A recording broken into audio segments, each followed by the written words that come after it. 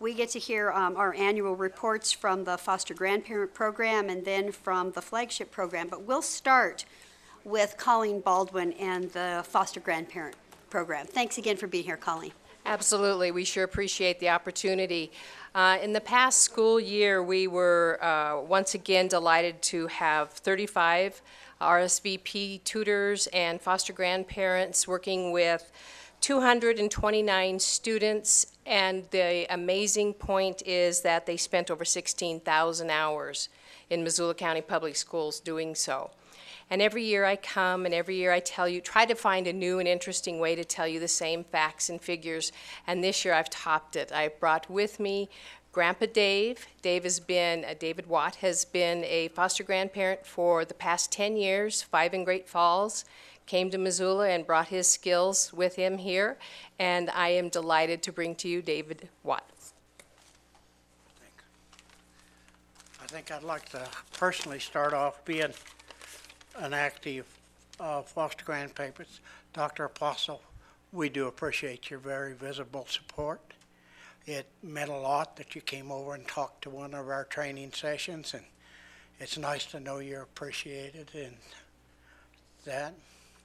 And I guess my part in this is just to tell one of my many kid stories to see if we can kind of demonstrate what a foster grandparent does.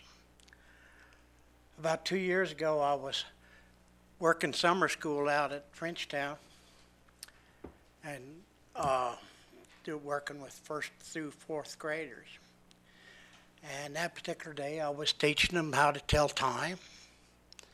And also, there's a tremendous lot of math in card games. And so I use a deck of cards as flashcards. And this particular one, would flash a card and like a 7, and they'd tell me a 3 would make it 10, or 9 and 1, and 6 and 4, and all of that kind of stuff. But do it mentally without counting on their fingers or one of the aids and this kind of stuff. And teachers tell me that this kind of stuff really helps on time tests, because time tests just don't scare them. But anyway, I was working with 2 young girls starting, and I had just explained what I was going to do. And this one little girl, she reached across the table and patted her friend's hand and says, "Don't worry about it. We know you can't do it." And I said, "Whoa, I don't do that." She says, "No, Grandpa Dave, I'm not being mean. We've been best friends since kindergarten. And we know there's some of this stuff she just can't remember." And that's when I realized that she was part of the special education program in there. And I says, "Well, I really don't like the word can't." And fortunately for me, the teacher was kind of watching, and she distracted this one girl so I could work with this other one on a one-to-one basis. And I got this clock that shows all the gears inside the clock as you're moving the hours around. And I'll tell you that within 15 minutes, we had this young girl knowing all of her 1 o'clock, 3 o'clock, 5 o'clock, 9 o'clock, all her 6:30s, 9:30s, 8:30s. Just couldn't stump her. And even got her into counting 5 minutes, 5, 10, 15, 25 minutes after, 35 minutes after, and all of this kind of stuff. And you could just see her getting excited. And her confidence was coming up.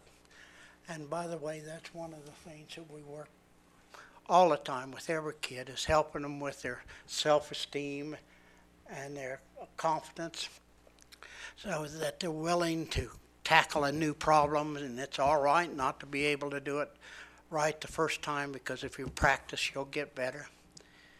And anyway, so I started doing this flashcard with this young girl, and I had laid out 2 5s, a 6 and a 4, a 9 and a 1 and stuff, just as an aid over here. And very honestly, when we started, it was slow going. But as we went along, she got better, and she got better, and she got more confidence that at one point in time, I was just barely flipping the card down, and she was telling me that 7 and 3 makes 10, 6 and 4 makes 10. Other kids I've worked with, they vary, and these are seconds and third graders. And as you all know, most of our math system's based on doing something with 10. And just to be able to do it in your head is a real advantage. But you could just see her getting excited. She really was.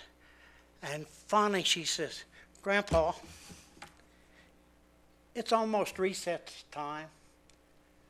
And let's you and I not go outside. Let's stay in here and play this game." And I says, "Oh no. You go, I need my recess." And she went, and she says, "Okay, but Grandpa Dave, when I come back in, you got to promise me to give me harder problems." And I says, "Well, I'll work on it." And unfortunately, I didn't see her because I went home at noon, and her folks took her to Disneyland as a reward for all of her hard work in summer school. But she left me a card. She made me a card. And on this card, it's not upside down, there's a little girl, and that's probably was her. And there was a teacher, or a woman that was probably the teacher, since they both had red hair. And over here is a flower man. Now, I don't know what the petals around the head all mean, and I just didn't get into it. But what really stuck with me was right at the very top, she wrote, "Grandpa Dave, math is awesome." And that's just one of many kid stories you can tell that I would. And there's 40 other foster grandparents working in your school district, and we all appreciate the opportunity to work with the kids. I've had more than one widow tell me, "Grandpa Dave, you know, the foster grandparents saved my life. When my husband of 56 years died, I spent a year and a half in my house with the shades pulled down. And then I finally decided to live. And I'll tell you that when they got me hooked up and working with the kids, it's the best thing that ever happened to me." So one of the things, the reason I'm here, I'm saying thanks for letting us be in your schools.